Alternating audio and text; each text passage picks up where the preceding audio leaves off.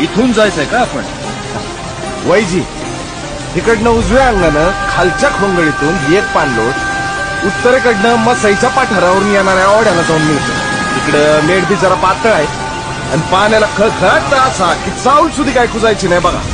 तसंच उत्तरेकडून वड्यातून पलीकडे गेलं का मसाईचं पाठ, मग येडा माग राहतोय. मसाईच्या पाठरापासून डावीकडं कुवारखिंड, मग खोतवाडी.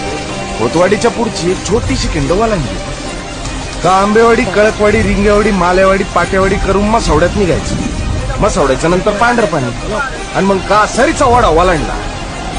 काही शलगड, 4 कोसवड.